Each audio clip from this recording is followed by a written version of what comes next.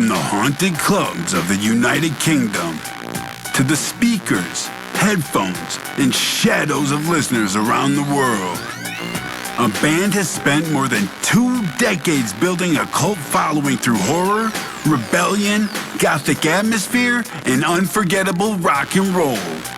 Their music has echoed through the underground venues. Their stories have traveled across oceans. But one question still remains.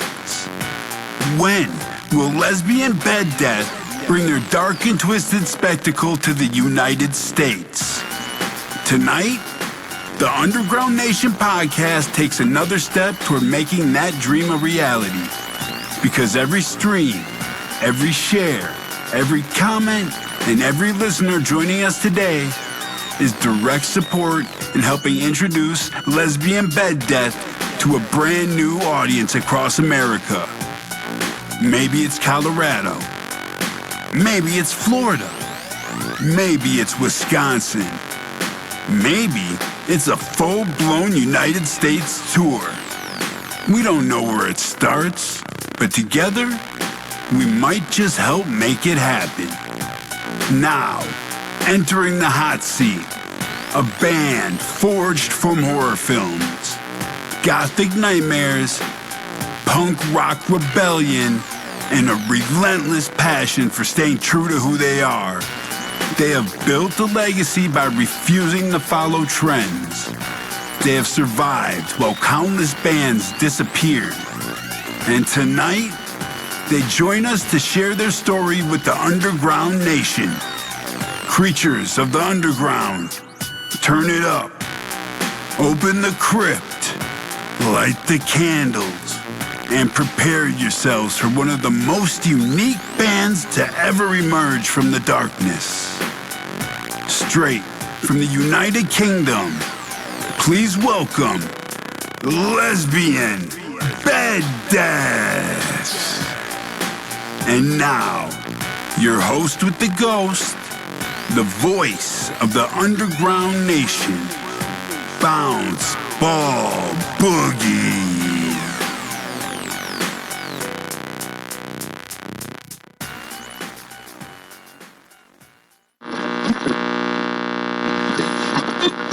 Warning! The following podcast may contain dangerous levels of horror, distorted riffs, gothic madness, and enough dark energy to wake the dead. You are now entering the Underground Nation podcast, the official podcast of the underground, where the outsiders become legends, where the wicked get a voice, and where the creatures lurking beneath the mainstream finally rise to feed. I'm your host with the ghost, the boogeyman of the underground, Bounce Ball Boogie. And tonight, we are traveling through fog-covered graveyards, past flickering VHS static, through blood-soaked movie theaters and haunted amplifiers, because crawling into the hot seat tonight is a band that didn't just create music, they built a damn horror universe. A band fueled by goth rebellion, sleazy punk chaos, monster movie nightmares, and enough underground attitude to resurrect the dead from 6 feet under. They are theatrical, they're controversial, they're twisted, and they have spent years becoming one of the underground's most unforgettable cult bands. So lock your doors, turn off the lights, and prepare your soul for Lesbian Bed Death. Welcome to the Underground Nation podcast. How is everybody? We're all good. How are you doing? A lot better now that you're all here, I'll tell you that. I was kind of freaking out in the beginning. I'm a lot better now. Like I was just watching that whole thing like like the greatest intro to any interview we've ever done. When you could flip that and play it before our live shows. Yeah, that's epic. I would be honored. And I would be more than willing to send you a clip of that. Oh my God, that is beautiful. Yes, we love that. That is great. We're going to do it. I can even redo it if you want me to. I don't care. Yes, and there's a recording of it. It's great. Please, yeah. Thank you so much. I worked really hard to do that for y'all. I could I don't know if this is weird to say or not, but I could listen to your voice for hours. It's great. I feel like I'm in the cinema. It's amazing. Awesome. Well, that's how I got the job. From having an amazing, talented voice. The voice is the moneymaker, and I protect it with all I got. Amazing. Beautiful. So please, for everyone listening right now who may be unfamiliar with Lesbian Bed Death, please introduce yourselves individually. Since I'm by myself, I suppose I'll start. I feel a bit lonely now. So you're all gathered together. I'm JJ. I'm the lead singer of Lesbian Bed Death. I'm Dan. I'm the rhythm guitarist and founder member of Lesbian Bed Death. I'm Amy. I am the drummer of Lesbian Bed Death. And I'm Ali Vicious, and I play lead guitar in Lesbian Bed Death. Incredible. Because Lesbian Bed Death, like everyone knows what band we're in. We're Lesbian Bed Death. We are Lesbian Bed Death. Yeah. So JJ, for somebody discovering Lesbian Bed Death for the very first time tonight, how would you describe the sound and energy of this band? We have often been described as a female-fronted Alice Cooper. I think the best way to describe ourselves is a mix of Gothic and horror punk and a little bit of like classic rock and metal in there as well. We are a fusion of all the greatest music genres combined into one cult, basically. We have a very broad sound as a band. The easiest way to say it is that no matter who you are, no matter what type of music you're into, you're going to find something that you enjoy in our discography. Absolutely. Anyone like to add on to that? I'm not sure that's true. I think my grandmother, if she's still alive, would think we're a bit shit. So Yeah, I think if you're in the alternative scene, I think we do blend a lot of those genres, like JJ. I think add a little bit of silliness in, a little bit of cheesiness. It's just fun. It's fun. Yeah. Music. I don't think we take ourselves too seriously, but it's a laugh. There's something to enjoy. Even if you don't like the music, it's fun. It's definitely fun. I know we had a good time when we discovered y'all a few weeks ago. I mean, the name alone instantly grabs attention. What's the... People either love it or hate it, to be honest. What's the story behind Lesbian Bed Death? How did you ever worry? I mean, how did this name even come about? Okay, so basically, a long time ago, many years ago, in a galaxy far, far away, I was watching television, and your channel flicking, there's just all kinds of random crap on, and there was this program with some doctor talking about the psychology behind lesbian bed death, and immediately being a complete child, I thought that's a wicked name for a band. And at the time, I was going to do like a side project from another band I was in, and it's like goth, punk, glam, sleaze all mixed up, and I thought lesbian bed death was the perfect name for that, and I didn't worry about whether or not that was a marketable name or anything, because it was a side project. I thought we'd do one album and then disappear. But 20 years later, we're still about in a different form. But, we stood the test of time, and now we're in a band called Lesbian Bed Death. Perfect timing, huh? It sounds like it all just came together perfectly. Kind of. Yeah, pretty much. Well, at least for where I stood, it sounds it's almost perfect. I'm sure there's lots of obstacles that I don't know about. There's obstacles constantly. We're like That's one way to put it, isn't it? yeah, we're a locomotive train smashing through all the obstacles. Yeah. Did you guys ever worry that name would create backlash before people even heard the music? I think back in the day, it times have changed. And obviously, I think Dan and it's probably, as the founding member, has seen this more than anyone in the band. But 10, 15, 20 years ago, even when the band first originated, the scene was completely different than what it is today. I certainly don't think it was acceptable back then as it is now. There's always been an underground, alternative and queer scene, don't get me wrong. But now it seems to be more accepted and a little bit more widespread, which has actually been really nice for us to see.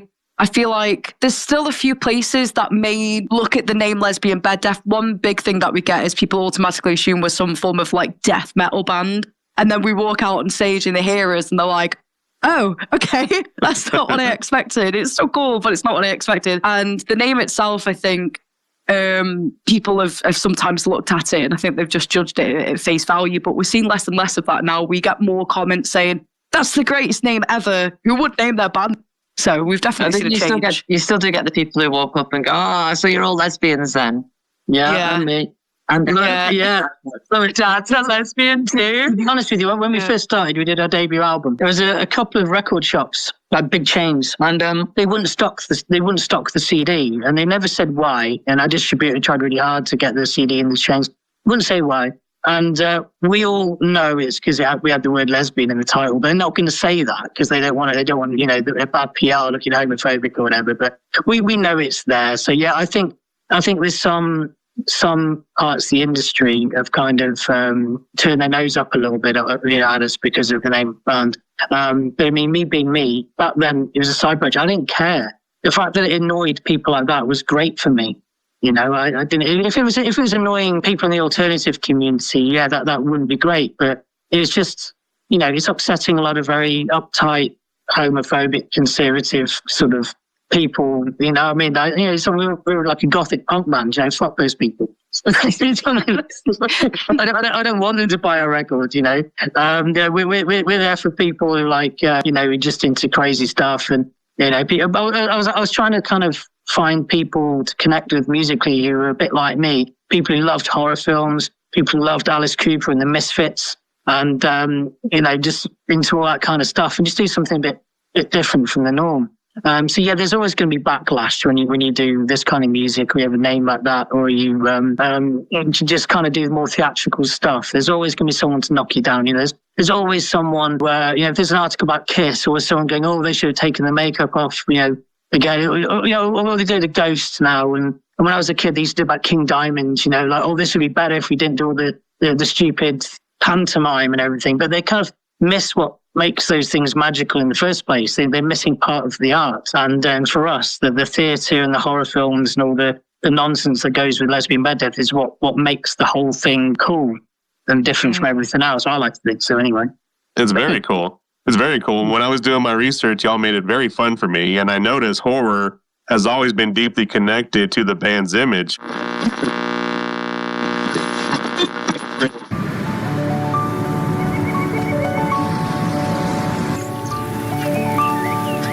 Hello, you. Hello, new. Hello, early. Hello, pump, push. Hello, energy, effort. Hello, movement. Hello, goals and real swole, the best you've ever looked.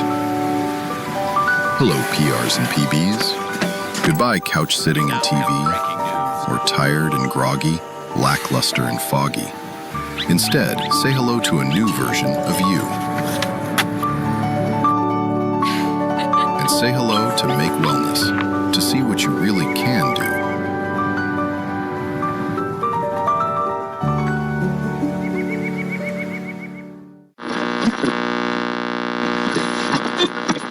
Well, so can I ask, what came first for the band, the music or the obsession with horror culture? That's a good question. I mean, for me, I've always loved horror films since I was, you know, way too young to be watching them. Then there's this weird connection between rock and metal music and horror that's kind of, it's difficult to explain, but it's definitely there.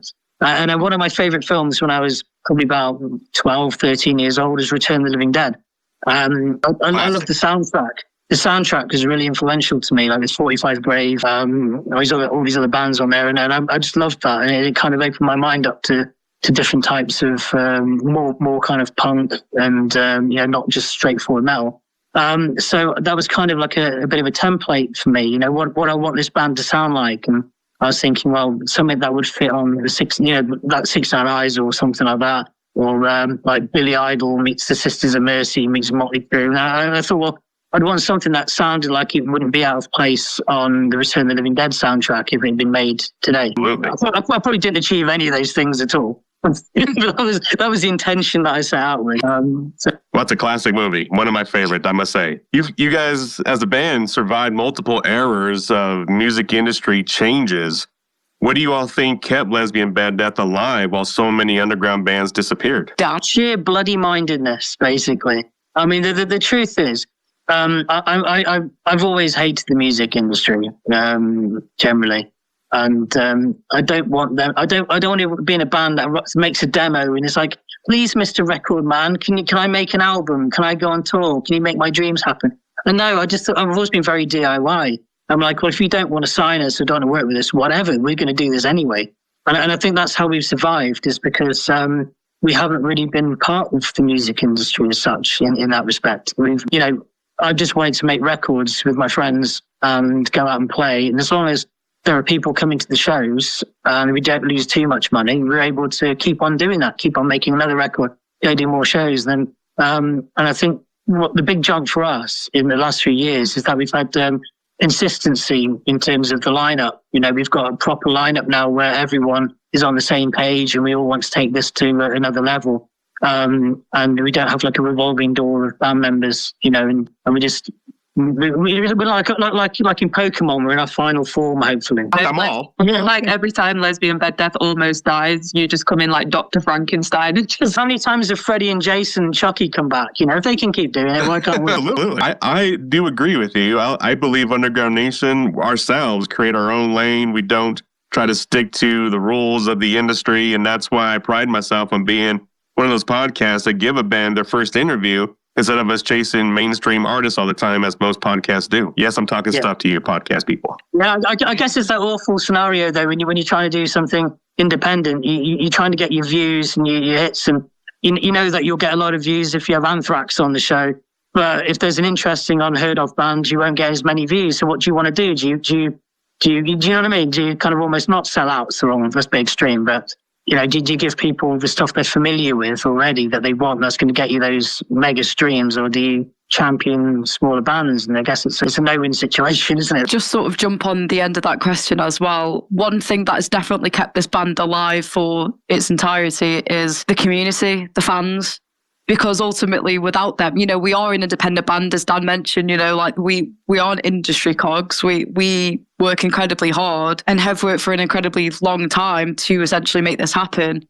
And we could not have done that without people showing up to our shows, buying our gigs, taking part in the fundraisers, commenting and sharing our stuff. We couldn't do it without each other, but we couldn't do it without our fans either. So they've definitely played a massive part in allowing us to get this far, because without them, we just wouldn't be able to do it. So thanks, everyone. Very true.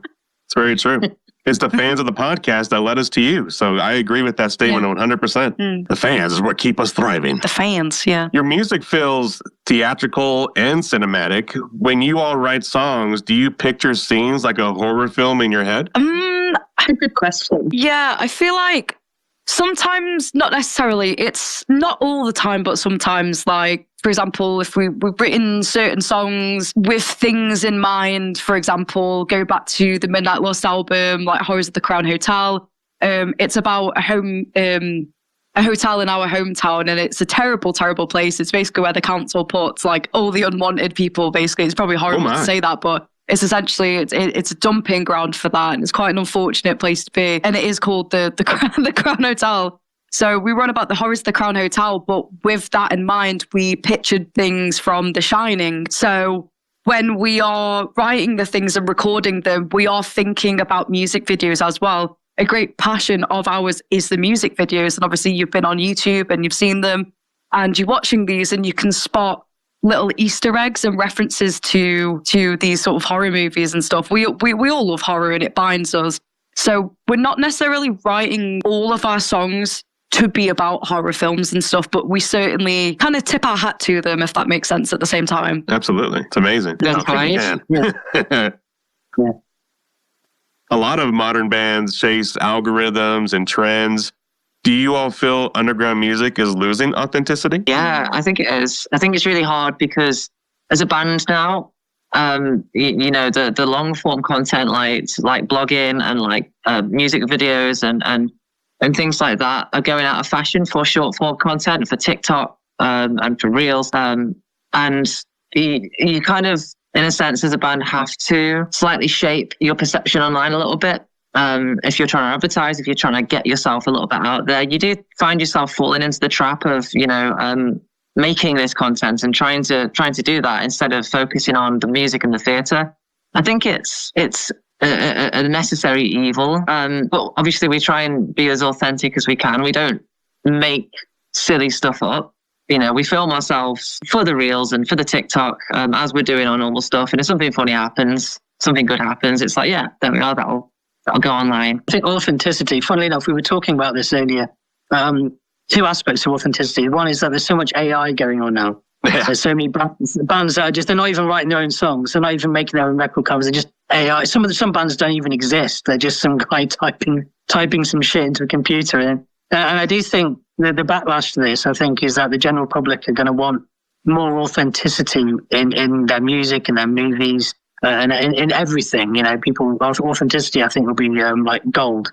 And the other thing with authenticity as well. I like to have a little bit of a rant sometimes in these sorts of interviews. I hope you don't mind. But there's always things I used to hate. I used to go on Facebook and bands would make up drama and things that never happened just so that they can get engagement and Is that real? Do people do that? Yeah, they do. Oh, there's a few. Yeah. Shall we say right? We call them trolls. Yeah, there's this girl I know from this other band, and this is a few years ago now. And she wrote this thing on Facebook about how she went into a drum shop to buy some cymbals or whatever. And then the owner was laughing at her, saying, "Oh, you're a silly girl. You can't play drums. Drums are for men." All this kind of stuff. And of course, there's hundreds of comments going, "Oh my God, that's so sexist. I'm so sorry that happened to you." It didn't fucking happen. Do you know what I mean? It's just like these music shops are struggling. If a girl goes in and wants to buy some cymbals, they sell her some fucking cymbals. You know what I mean? This is with the cymbal. Yeah. There's always hundreds of things going, "Oh my God, it's so terrible that all this shit happened to you." And it's infuriating because I can see that it's just internet bollocks. And then you see lots of other bands, all these dramas happen just before they release an album or a new single, coincidentally. And then there's no more incidents until the next one comes out. That's why they keep doing it. Now, but I've got a different angle with the authenticity thing. And again, it's something that I think we are doing quite well. And again, is another thing that does set us apart as not only an independent band, but, ultimately the scene is quite competitive. It's incredibly supportive.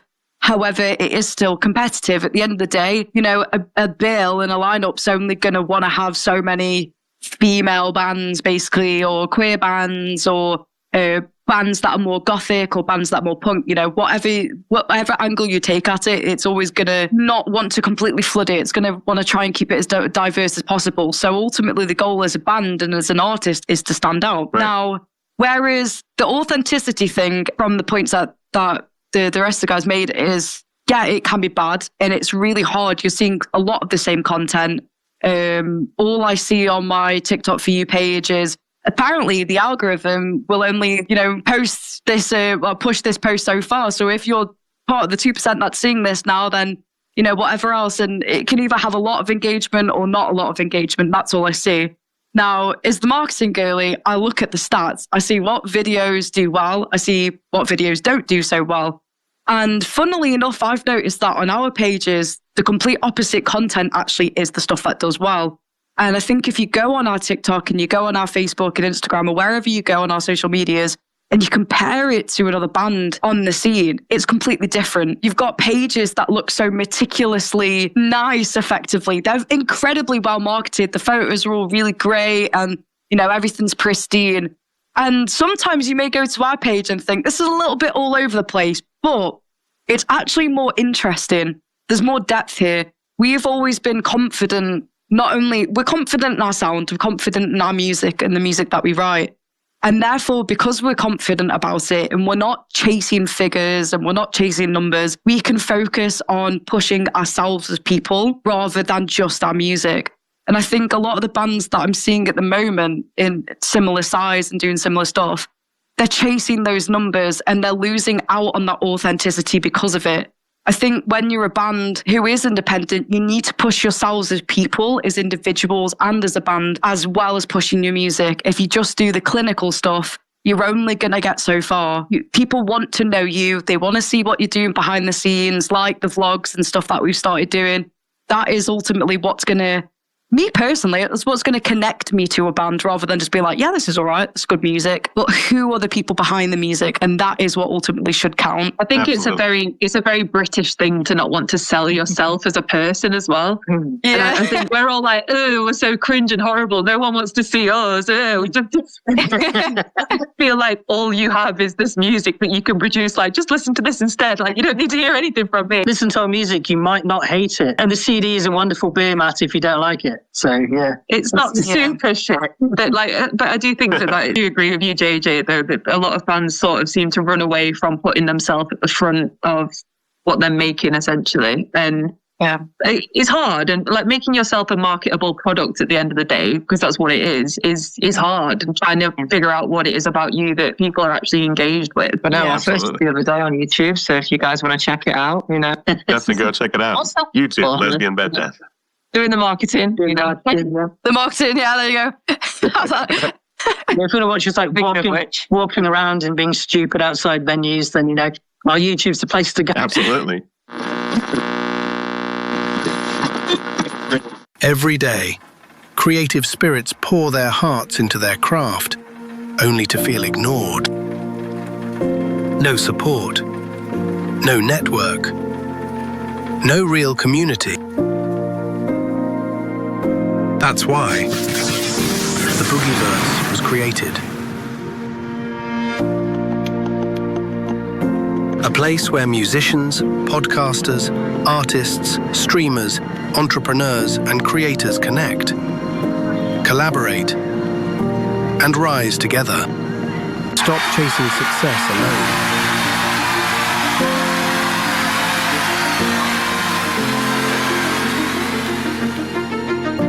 Join the Boogieverse Discord today, where creative spirits build each other up to greatness.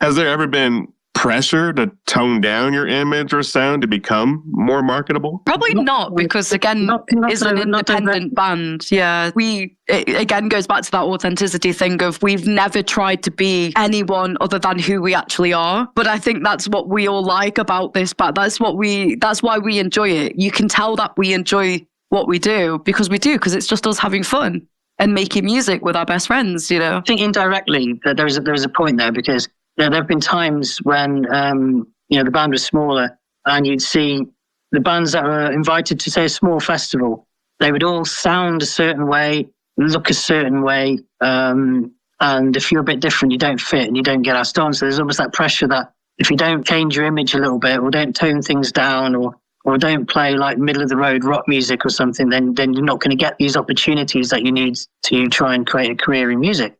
So you find a lot of people will adapt their sound. I call it selling out, personally. It's quite interesting that, like JJ was saying earlier, it's about, the band itself kind of encompasses so many different genres, and we kind of fit in a lot of spaces. Sometimes we kind of fit in none of them at the same time. Yeah. But in that situation, all you can do is just be Lesbian Bed Death. Like that's all we ever can do in that situation, really. If they like it, great. If they don't, then I guess the woods is not for us. We'll just find somewhere else. You're making our own genre. The thing is I think, to be honest, it's one of our strong points, because we've had so many people come up to us after gigs, and it could be a punk festival, it could be a goth festival, a rock festival outdoors, it could be anywhere. And people come to these places expecting a certain thing, especially with a name like Lesbian Bed Death, and they may automatically assume that we're a big, like heavy metal rock band, and we're not that. And they listen and be like, you guys weren't all what we expected, but we love it. And I think that's why people remember us from shows, is because we're different. We don't blend into the rest of the sound of the gig. We stand out from it.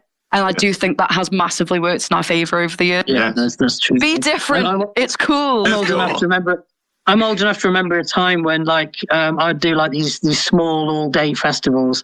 And I would say 2/3 of the bands used to sound exactly like Incubus, because that's what at the time they were huge, and all the labels looking for an Incubus to sign, and a couple of them did get signed, most didn't, but it was all very felt like a factory of stuff that might get signed. There's a time when everyone was trying to sound like Coal Chamber years ago as well, and things. So what's the point? Another thing very, very important is that I remember years ago. I read an article, I think it was Gene Simmons. Okay, he's normally a bit of a dickhead, but this was a good interview. And he basically said that they were offered record deals when they first started with the makeup.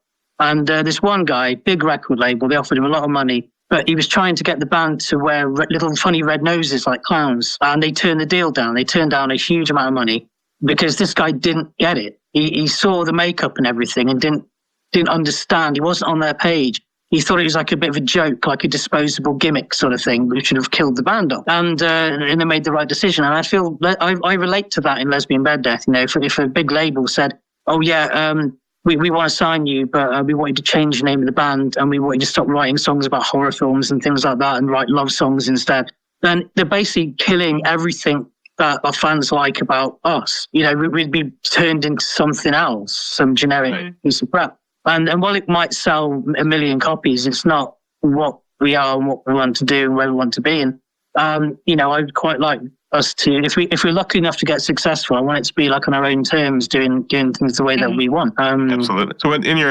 So with that said, what would you feel is the darkest or most emotionally real song in your catalog today? There's a song on the new record called Time Kills Everything. And, it's got like horror. Yeah, it really does. Well, it's got a lot of our songs have got horror overtones and things. There's another layer if you want to peel that back. And that song is about sort of depression, but the kind of aggressive, violent side of depression. Just the not the moping about, the dangerous side of it. And so it's a pretty dark song. I wasn't sure if it was going to fit with Lesbian Bed Death at all, but we just did it anyway, and it kind of does. That's one for me that I can think of. That's pretty gnarly. If you want to see that as aspect of the song, if you don't and just want it to be like a horror vibe, then it's there. Absolutely. I think one for me, this was, I think, before I joined the band. The song was written, but I think Chains resonates quite a lot for me. I was going to say Chains. Yeah. Yeah. So I think it resonates for a lot of reasons, but I feel a lot when we play that live. Definitely. Yeah, I'm with Amy on that one. Chains for me it reminds me of being, the household that I grew up in stuff. And, I was bullied quite a bit in school. So, it was not an uncommon sight to find me in a corner somewhere or tuckered up in my bedroom with my headphones in and my earphones in, blasting music to kind of like drown out the horrible noises going on around me. And it reminds me of those times that song does of, living your life in chains, going to like the lyrics and stuff. The overall feel of the song and the general lyrics of just being at one with music to escape stuff that's going on. And that song very much takes me to those times. But singing it now as an adult and being able to perform that song live and actually see in the audience in real time that it is touching people, they're listening to the song, they're vibing with the music, it touches me deeply because, that little, 14-year-old me who was so alone, I'm now 23 in a couple of weeks and I'm no longer alone, and I'll always be surrounded by amazing people thanks to this band. And that's why that song is emotional for me for that reason. Absolutely. So with what you just said there, JJ, do you believe horror music helps people process real life pain, trauma, loneliness, or fear? Horror music specifically, to be honest, I think all music. I think music's the great connector. But if you want to go specifically to horror horror music, I would say so. I feel like we're in some pretty rough times. The world is not all sunshine and rainbows, and I feel like you can't pretend that it is because it just isn't. And we can become quite desensitized to a lot of the violence that's going on around us most of the time. And I feel like by writing horror music and playing it and being part of that world makes you stare that horror in the face. And I feel like at that point you're no longer desensitized to it. You're staring it in the face and you're actually dealing with it. So I do feel like it can help massively in a lot of ways. It allows you to stare those monsters straight in the face and say, you know what, I'm not scared of you. I'm actually going to dance with you. Absolutely. I'll dance with the monsters. Let's go. I'll dance with the monsters. Let's go. Yeah. The band name is provocative immediately. Have you ever felt misunderstood or unfairly judged before people even gave the music a chance? Well, yeah, everyone thinks I'm a lesbian for a start. I told somebody recently the name of the band and they just looked at me and went, well, that's vulgar. I've got a good one. You're like this. I was trying to book shows a couple of years ago. We tried to do a UK tour, and I found this venue in Carlisle. I was going to hire the venue. I was going to pay their money. I was going to hire the venue. Talking about what we're going to do, and then he asked what the name of the band was, and I said it's Lesbian Bed Death. And he said, "Sorry, what did you say?" So the band's Lesbian Bed Death, and he just suddenly went, "No, I don't think we want that kind of thing here," and put the phone down. This establishment. It's not. This is I don't that kind of thing here. So what kind of thing? I don't even know what it is. It's just we don't want lesbians here, Yeah, pretty much. Yeah. Just so it's clear, Underground Nation supports lesbians. Woo! Yay! Get in there. I feel seen. Definitely, we've noticed, being real here, being a little bit brutal. We have noticed over the years that it's quite frustrating most of the time that certain festivals and again venues even, we feel like they deliberately ignore us. We've got to the point we're on par with some bands that are effectively being given quite a lot. And they're the run-of-the-mill, generic, sound the same again, go back to that whole authenticity conversation. And we're just kind of like, we'd rock at these festivals. Like, we're ready for these big stages. And then sometimes it's like, what's the name of the band? Lesbian Bed Death. And they're kind of like, okay. They're just trying to avoid any and all controversy, aren't they? It's just like, put these frictionless bands up there and let them go. I think sometimes like a bit of nicely packaged controversy that is easy to kind of, make them look good in some way, but it's not real, is it? It's what it is. But at the end of the day, we are a band that, will continually strive for more queer and female representation in the music industry, and that is something we will never stop trying to achieve. So they can ignore us all we want, because we ain't going anywhere. We're only going to get louder. So absolutely. Absolutely. And we're going to help amplify you in the States, goddammit. Hell yeah. Excellent. Let's go. Let's go. As you were answering that question, I thought of a lot of critics say horror-themed bands rely too heavily on image over substance.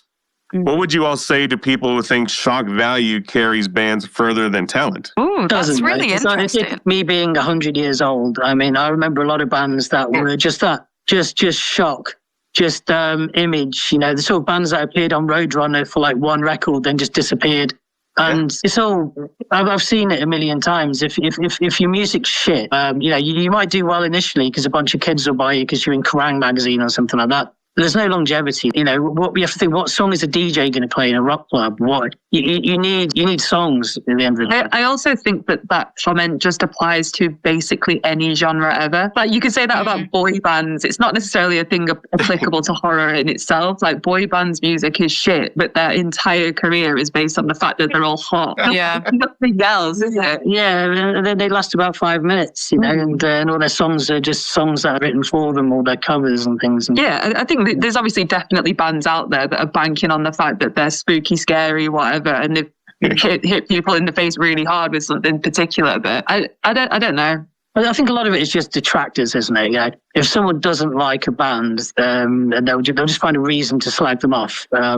You know, like, oh, look at Slipknot, they've got all those masks on, and that you know, they'd be so much better if they didn't have the masks on, and like, you know, and it's like, but you don't like them anyways. So Haters are gonna hate, as they say. Exactly, but like, and the image of angels are the gonna hate. complements the music, but it also stands on its own. You've got to look like a band. You've got to look like you belong together on stage. And like, if you've got like a bunch of people all dressed like really cool and interesting, and then just one guy at the back that's just wearing a white t-shirt and blue jeans, and obviously just kind of really gel together. Whoa. Dan wears black t-shirts now. He stopped wearing white t-shirts.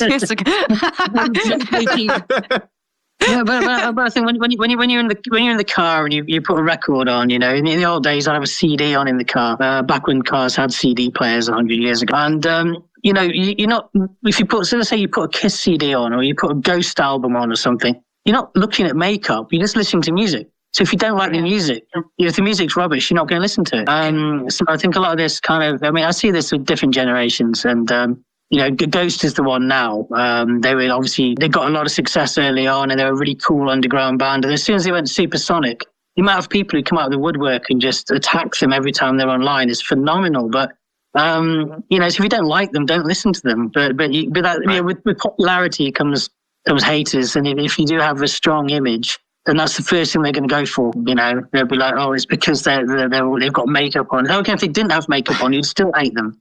So Kiss took their makeup off and you hated them again. So, and also, you know what? So what as well? If there is a band which leans more towards the image and the shock than the music, so what? It's all art. At the end of the day, it's all about the audience and they're enjoying it, and the people who are making it and enjoying it. It's like, you know, don't gatekeep this stuff. As long as everybody's having fun, no one's getting hurt. Yeah, that's nice. Absolutely. Some artists wait to be discovered. Others step into the shadows and take their shot. Welcome to Mic Check Thursday, hosted by the host with the ghost, Bounce Ball Boogie. Every week, the boogeyman opens the gates, searching for the realest voices in the underground. No industry politics, no fake hype, just raw talent and honest feedback. Think you've got a hot track? For just 99 coins, submit your song and get one guaranteed play live. Get reviewed by Bounce Ball Boogie and the full panel of creatures from the Boogieverse. And if your sound hits different, you might earn something most artists never get: a personal invitation to a spotlight interview on the official Underground Nation podcast. This isn't a contest. This is a gateway to exposure, to community, to your next level. Join us live for Mic Check Thursday. Bring your track, bring your courage, and step into the Boogieverse. The Underground is watching. Are you ready to be heard? I have a question from the superfans. They would like to ask, so what was your favorite boy band growing up? Good question. JLS. I was obsessed with JLS because Mom appeared again. We should have never woke up. Yeah, that's a British one, isn't it? Yeah, you guys won't know that. For me, I'd say Take That and Robbie Williams, because we're based in the home of Take That and the home of Robbie Williams. I don't know if they made it to the States or not. Robbie didn't. I think Take That. What? Instinct actually kind of slapped. Yeah. That's mine. My dad played football with Robbie Williams. No way. In like primary school, by the way. Not like as I think Williams is like, you know, aware of my father's existence, but when he was a child, he played football with Robbie Williams. I was born to Angel, actually. Same. Robbie ever made it to the States. So he's a massive in here, and he was a member of Take That. I think Take That made it worldwide, but Robbie Williams was one of the members that left early, and he's huge in the UK, but he recently released a movie. They did like a CGI movie with like himself as a monkey doing his life. And it was, you know what, it was a great movie. I enjoyed it. I need to watch this. What? Me too. I'm interested. It's actually really God. good. It's actually a really good movie, but they pushed it so hard in the States and like nobody came because everyone was like, who the hell's Robbie Williams? Oh my God. Huge in Germany. Yeah, so I don't care about boy bands. I never had. You got to answer the question. But I mean, the stuff when I was little, when I was getting into music, just before I got into metal when I was about 12, 13 probably. Before that, I used to love Michael Jackson, so I guess the Jackson 5 count as a boy band. So Yes. Jackson 5, that's Yeah. pretty True. cool. nothing wrong with the Jackson 5.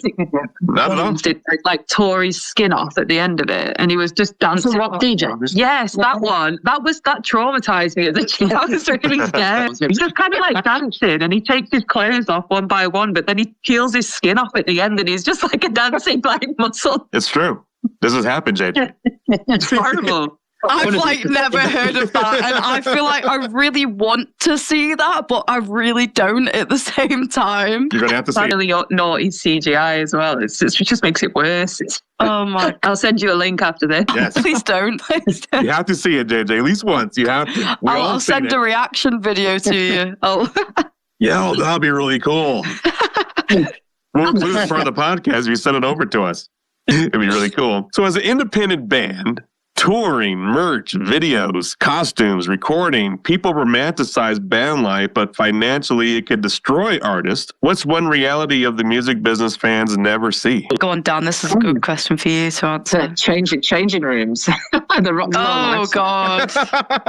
God! It's not what people think, is it? It's like when a lot of the time, we get about and we do a lot of touring, and we go all over the country and sometimes to different countries as well.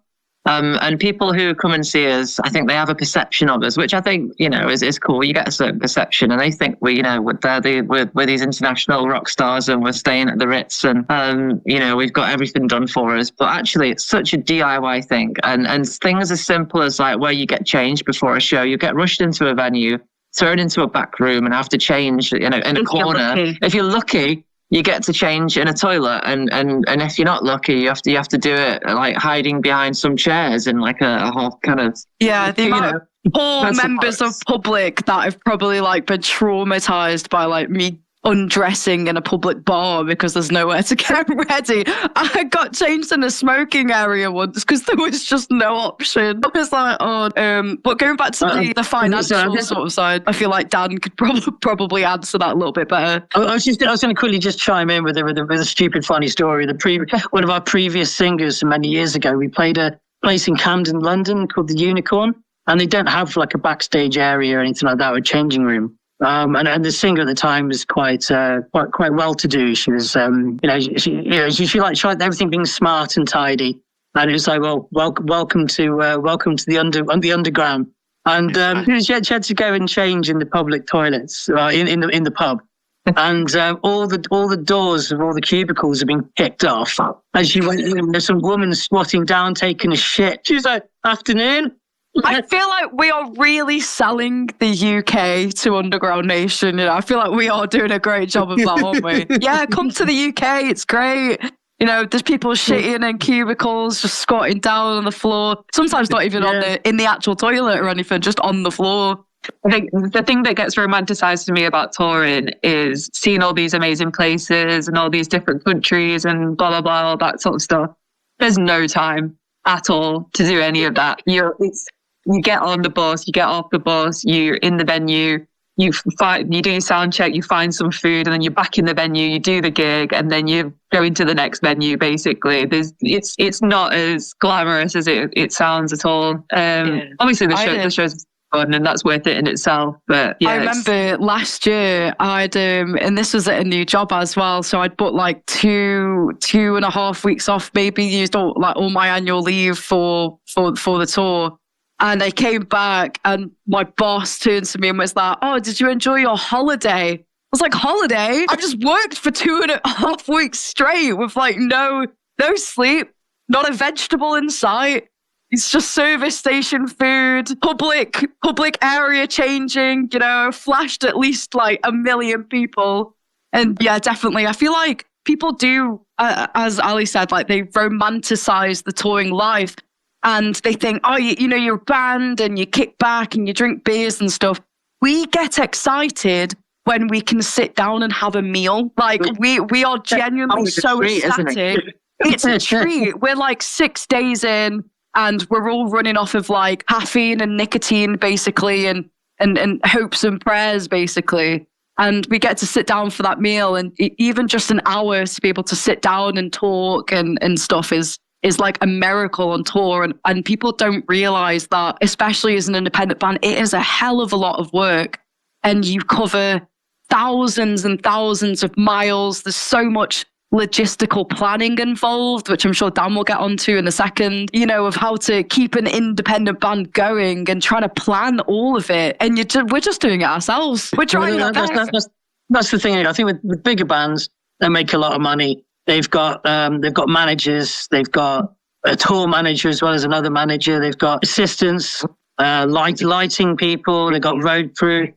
So, you know, the perception is, I think for a lot of people, they think all bands are the same. Like, you know, obviously if you're an Aerosmith, you've got several coaches, and there's someone else who's going to sound check all your equipment, going to do everything. You just kind of like roll off the bus, play your show and get back on the bus, you know, or whatever. And you've got more time to do all the cool things, go around town or whatever. But I think for us, you got to remember that we're driving the van. We're carrying the equipment up and down the stairs at 3 a.m. in the rain and things like that. We're doing the jobs of the managers, the roadies, the drivers, and everything ourselves, as well as have to play the shows, maybe help with merch, meet fans, do all the everything. And it's I love it, but there's no time. You're constantly doing things until it's time to go to sleep. Then you get a good 6 hours sleep, then you're up again. Get in the van, you're on the way to the next show. So yeah, it's hard. Sometimes you can't even sleep properly. Like there's been so many times, like me and Amy, we're top and tail besties basically on tour. We're like, you know, put them in a room, just lock them, singer and the drummer in the corner. And I remember once we were sharing a bed and we were proper topping and tailing. And I think Dan came in to tell us to shut up, didn't he? Because he was like, why are you laughing? Are you guys okay? We could not stop laughing. We just it was a great gig. We couldn't wind down. And me and Amy just lay there on this like sofa bed, just absolutely pissing ourselves laughing at everything. And then I woke up the next morning and Amy's foot was like in my nostril. And I was like, yeah. Sorry about that, Jane. I've got another quick one. Another quick story, a good one. Years ago, we played in Aberdeen at this venue that we love. And they have bunk beds above the venue. They've got like a little room above the venue. And we were all in these bunk beds. Well, what they didn't tell us after the show is they had a fucking drum and bass DJ on till 4 a.m. And the beds were literally bouncing up and down off the We had like an 8-hour drive the following morning. And I remember I said to those, you know what? If I die and go to hell, I'm just going to wake up in this fucking bed. That was like quite the adventure on that one. Oh, I mean, the bed was having an adventure, wasn't it? It was yeah. They don't like going to bed in Scotland. They just like getting Larry to the early hours of the morning. And, you know, if you think the party finishes at 4, you know, no, got to wreck the Scottish iron brew. Yeah, nice. Wow. There's this world beneath the surface, a place where raw talent lives, where voices go unheard until now.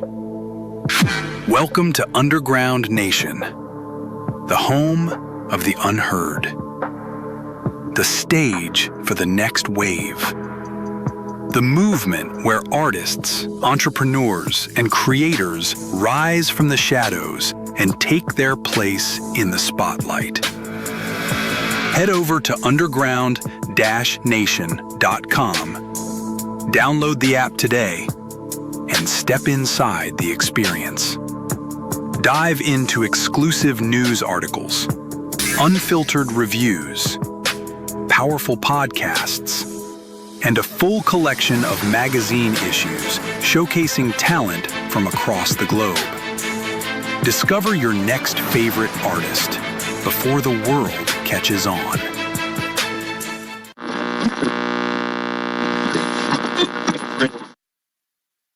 So I have to ask if Lesbian Bed Death could soundtrack one horror movie franchise forever, which one are you all choosing? That's a really good question. A very interesting question. Well, for me, Which one's got the most movies? I'm going to answer things. Personally, it'd be really cool to be on the next Terrifier soundtrack. That'd be great. Yeah. We wrote a song about Terrifier on the Midnight Lust album. I remember what it's called. Of Terror. Art of Terror, of course it is. So yeah, that'd be cool. But my second answer would be something huge like Star Wars, just because we'd make such a fortune off it. We'd never have to work again, and we could all buy matching Ferraris and buy little houses in Beverly Hills and stuff like that. Yeah, but they need to stop making Star Wars films. They do, but They'll never stop. Star Wars will never stop being made. As long as that cash is coming in, there will be more Star Wars films. And if we were tied to that soundtrack forever, that's going to be like, that's we're going to be making more money than that AI Aussie thing they're going to be shipping out next year. Yeah. I've got an interesting one. It might be controversial, but I like the silly horror movies as well. So I'd say something like Scary Movie. Yes! Yeah. I'm picking Chucky. That's mine that I'd like to do. Chucky would be fun. I would pick Terrifier. Again, I'm with Dan. I think that if we could get on the next Terrifier movie, because again, Terrifier, the fan base is really cool, horror driven and passionate about horror. Like, I just think that would be absolutely perfect for us if we could get Art of Terror in the next Terrifier movie. Absolutely. These I are wouldn't say no goals. to Well, I love all those answers, and I hope y'all land one of those. Just one. Let's speak into existence right now, Underground Nation. One will do. Want to see Lesbian Bed Death on at least one of those franchises. Mind power. That's right, DJ. Mind power. Manifest for us. For us. Do it.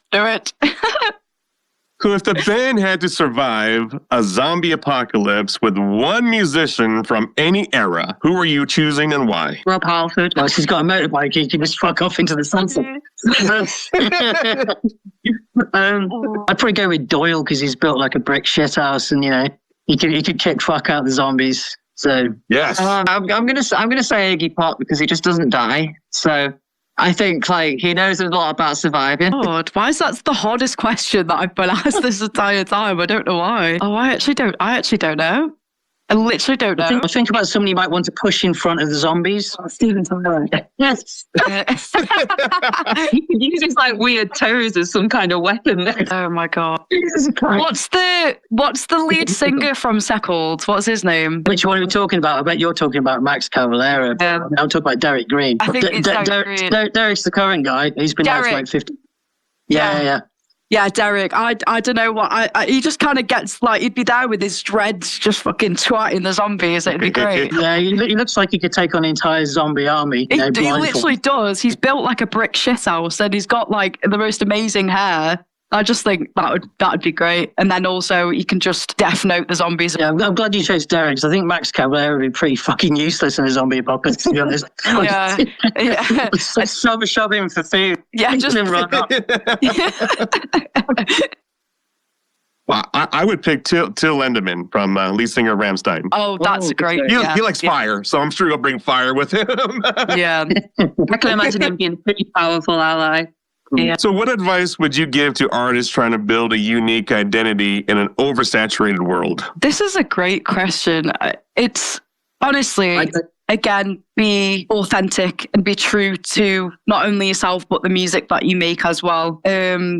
Because ultimately, you can go back to earlier conversations, you can have all the views in the world and you can have the biggest record label signing you and stuff like that. But if you're just hollow, and it means nothing to you, there's no point.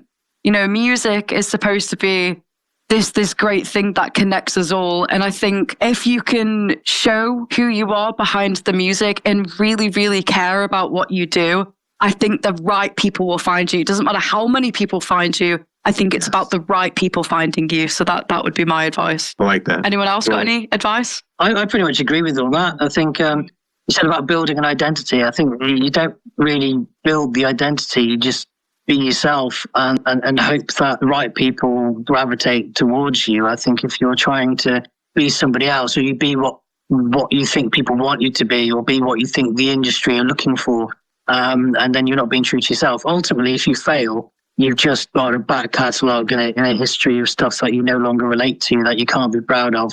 and the whole thing's been a complete waste. Whereas if you fail, but you've made some great records that you love and you've done some cool things and you're happy, then, you've got something, haven't you? Dan's going to be there on his deathbed listening to Goth Girls Are Easy, like, yeah, I did that. I did that. For me, I'm quite I was quite protective and shy of putting myself out there in any kind of capacity. I do think that since I've stopped caring so much about being like overly proud or making sure everything's perfect all the time and just kind of going with it and just accepting that, this is the music that I make and I enjoy making it. Why not share it? Like, I've got so much music just sitting on my laptop and it's been sitting there for years. And I think you get to a point where you're just scared of doing anything. And then obviously Dan messaged me on some weird website and I just said yes. It wasn't grinding. Thank you for saying yes. Yeah. I think, like, just don't be scared. Just do it. I think you all people hold themselves back so much and you have so much more fun if you just stop doing that. Absolutely. But you, Aim? Yeah, I was going to say a similar thing. I was going to say be yourself. Don't try and fall into the trap of, finding an artist that you kind of want to be like and then just being another one of them. Because, if you're trying to be the next Kiss, you're always going to be a worse version of Kiss. Whereas if you're yourself, you're paving your own path. And that's really what you want to do. So same, I think same sentiment. Incredible. Final message tonight. What would you all want listeners to remember about Lesbian Bed Death after this conversation ends? That Dan is a lesbian. That's it. Yeah, that's the answer. It's just a mic drop straight there. What would we want them to remember? Was that the question? Sorry. Yes. And I must say I'm a lesbian as well. Yeah, I mean, my response to that question has always been, what can we say? We all love women. So just take that as you are. So, what I want people to remember from, today is us, it's great listening to big bands and going after those industry plants, whatever else. But underneath it all, the music industry is built on bands like us that, go unrecognized and that we kind of fall under the radar. However, we bet your ass that you'll have a far better time at a Lesbian Bed Death concert than some random show of 100,000 people. And so, remember us. We are here. We're queer to make all your problems disappear. Nice. That's a great message. It's a great message. I've got one. Dad made a movie. Oh, yeah. Dad made his... yeah. A movie? Shameless plug time. Yeah. Nice. As if a band has ever shamelessly plugged anything. Well, our new record, Satan's Cellar, is the soundtrack to the movie Satan's, which I've been making over the last couple of years and is out now. And it's got lots of our music in it. JJ's in it as a homicidal nurse. And Satan's Cellar, check it out when it's online and stuff. There's a trailer on YouTube at the moment. Go have a look at it. You can find all information at Satan's Cellar Film on Instagram and Satan's Cellar across social medias if you want to check out the film. Satan's Cellar? Satan's Cellar, yeah. Same name as the recent, our most recent album is the soundtrack to the movie. But Dan, it's your movie. It's your moment to shine, darling. You go. Wow. I've always wanted to make a movie ever since I was a kid. And as I'm not exactly as young as I used to be, I thought, well, let's just do it. And also, we've made lots of albums. And it's you make an album, you do some shows or a tour, make another album. And I thought, well, what can we do that's a little bit different that might help us to reach a wider audience? So I had this idea of doing a film and tying it in with the band. And just see if anything happens, really. See if people enjoy it. Maybe they'll hate the film and love the album. Maybe the other way around. I don't know. So Satan's Cellar is a thing. And time will tell how people react to it. Maybe it'll be a cult classic. Maybe they'll hate it. I don't know. Who knows? Absolutely. I think it's really fun. It's, you had a budget, but you made it work. You did something. It feels like a bit of a passion project, and that's what it needs to be. Yeah, it's fun. It's kind of inspired by Creepshow and Tales from the Dark Side as an anthology. There's lots of little short stories with one that wraps them all together. Yeah. You have to check it out. I can't wait. You got me excited. I'll send you a link. Please do. And I can't wait to hear the soundtrack. You said the whole album was the soundtrack of the movie? Yeah. Wow. Now I got to put two and two together. Can't wait. All right. So my final message, what I'd like people to remember is support your local music venue, support your local artists, support the local scene. Be yourself, be kind to yourself, be kind to everybody else, and fuck anyone who isn't kind. Get Lesbian Bed Death to the USA.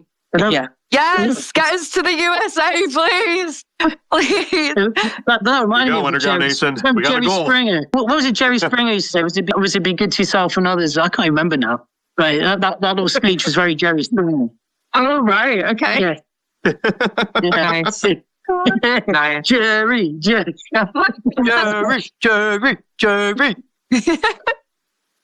Well, there you have it, I used to Underground love Nation. that We got a shit. goal. Get Lesbian Bed Death to the States. And when that happens, we'll be there. Yes. Tell the government to stop charging so much for the visas. Yes, let's make the government listen. Yeah.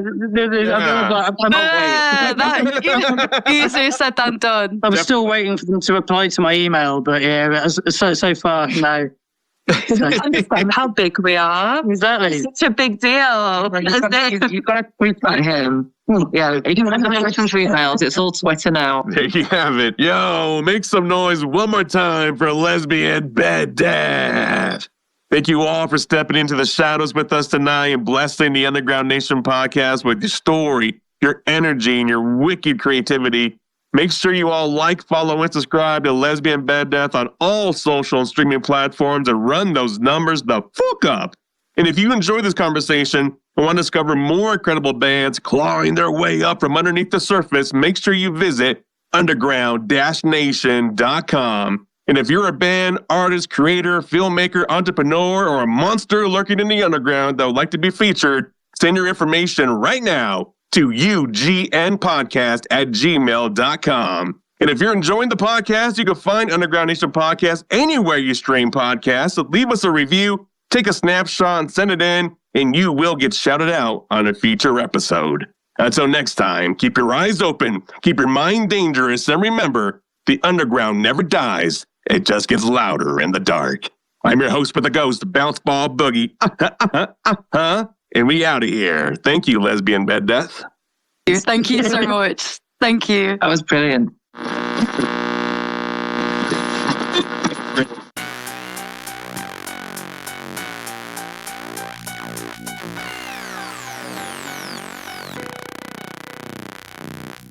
What an absolutely incredible conversation.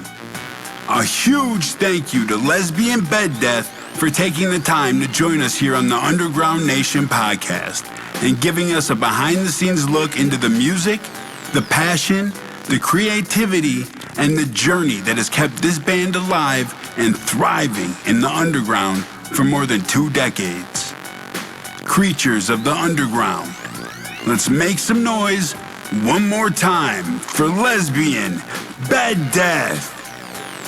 And if you enjoyed this conversation, make sure you show them some love. Go follow, stream, subscribe, share their music, and help introduce them to new listeners across the globe. And while you're at it, head on over to underground-nation.com to discover more incredible bands, artists, creators, and visionaries making noise underneath the surface. Now, we've got a challenge for every single one of you listening. If you agree that it's time for Lesbian Bed Death to bring their horror-fueled Gothic rock spectacle to the United States, if you'd love to see them tear up stages across America, if you'd support a possible partnership between Lesbian Bed Death and Underground Nation to help make an American tour become reality, then we need to hear from you. Don't just think about it. Don't just talk about it. Make some noise about it.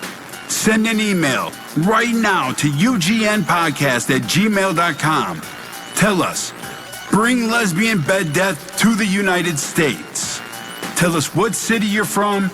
Tell us what venue you should host them. Tell us where you'd show up. Tell us where you'd bring your friends, because every movement starts with demand. Every tour starts with fans. Every opportunity starts with people willing to speak up and make some noise. So if you're ready to help bring Lesbian Bed Death across the pond and into the hearts of American audiences, let your voice be heard. From all of us here at Underground Nation, thank you for listening. Thank you for supporting independent artists. Thank you for supporting the underground. And remember, the mainstream follows trends. The underground creates them. Until next time, keep making noise underneath the surface.